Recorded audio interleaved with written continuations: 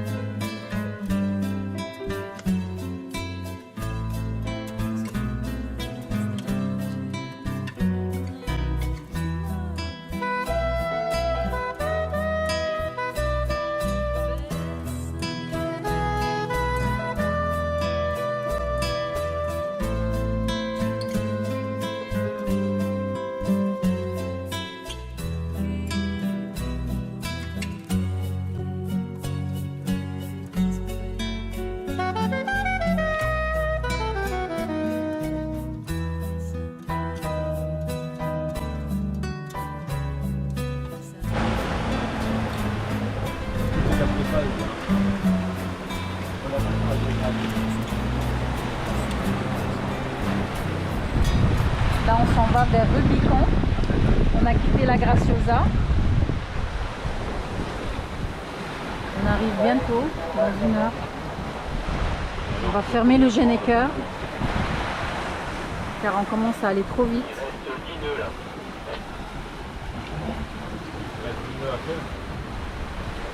Il y a 10 nœuds devant.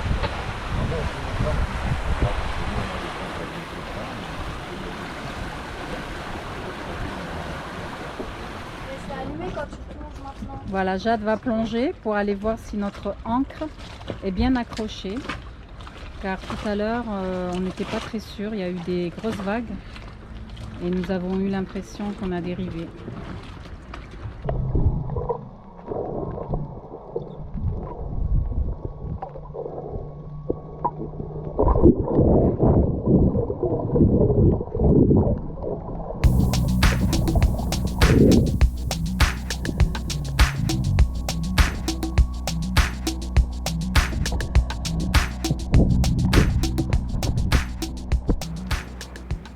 Aujourd'hui, Vendredi 21 octobre, lever du soleil à Rubicon, Lanzarote.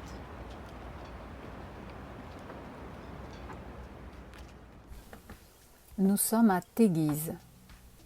Elle est considérée comme la plus ancienne ville des îles Canaries, datant du XIIIe siècle.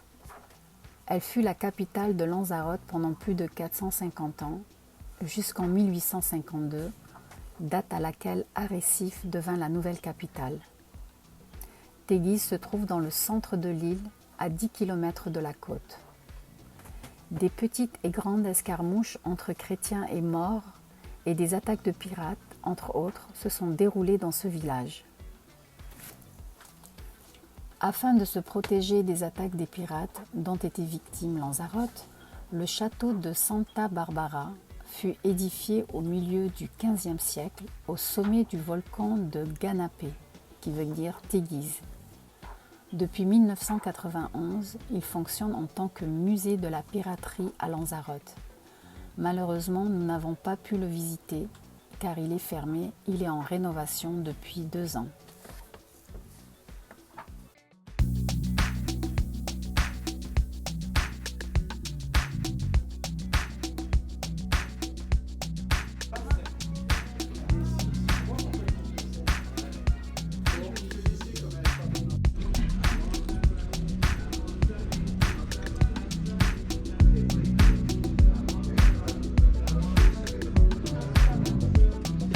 Ok. Sorry. Ça ressemble à un genre de carré. La pâte est bonne.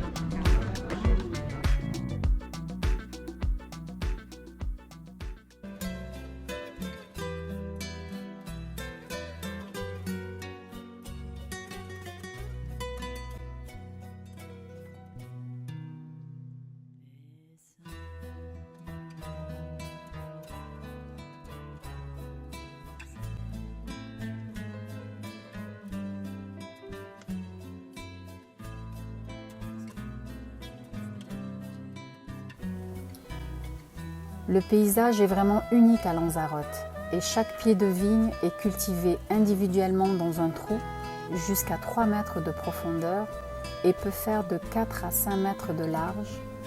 Et lorsque le lieu est venteux, ils ajoutent un mur de roche semi-circulaire appelé zoco.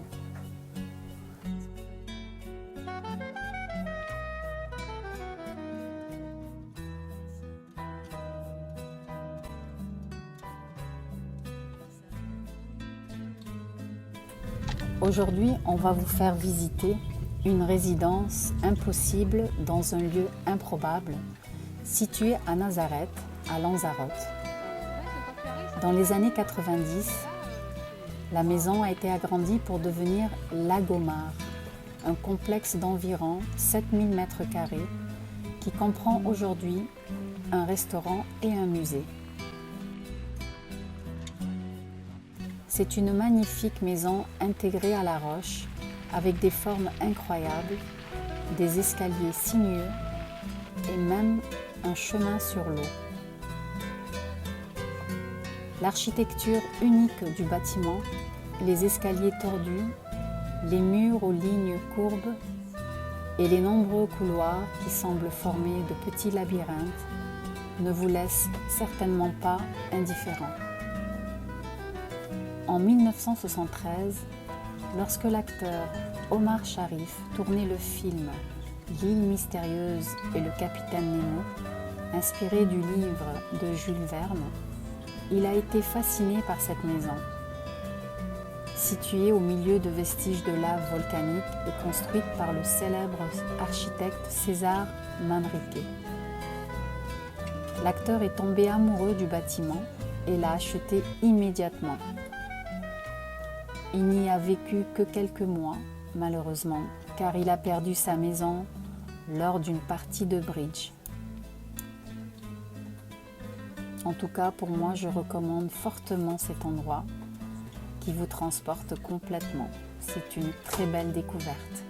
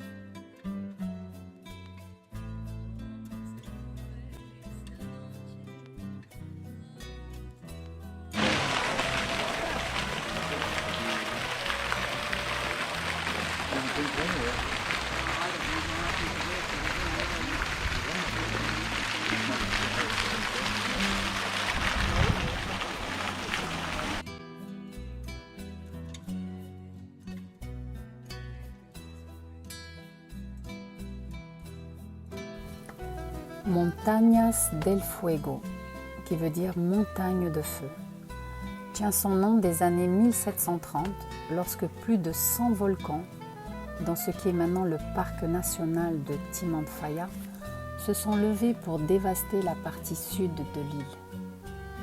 Les éruptions ont duré 6 ans et plusieurs villages ont été complètement détruits. La dernière éruption sur l'île date de 1824. Sans le ciel bleu intense, on se croirait sur la planète Mars, au parc national de Timanfaya.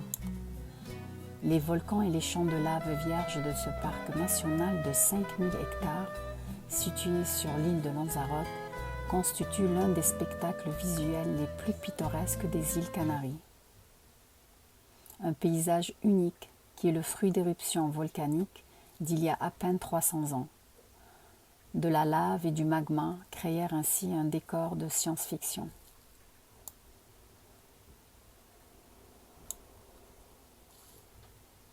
Le célèbre restaurant El Diablo, où l'on cuisine sans électricité ni gaz, mais avec de la chaleur du volcan.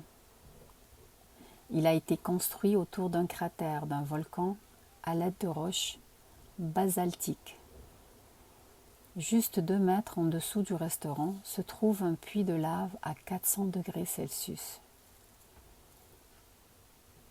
Les poulets sont cuits sur un barbecue géant au-dessus d'un cratère.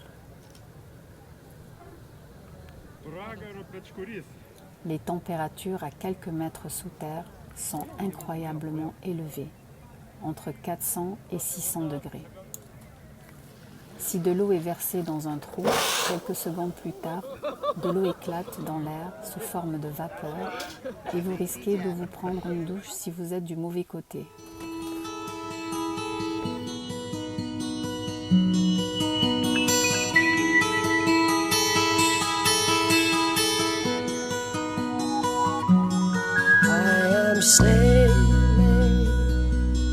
I am sailing home again, across the sea. I am sailing stormy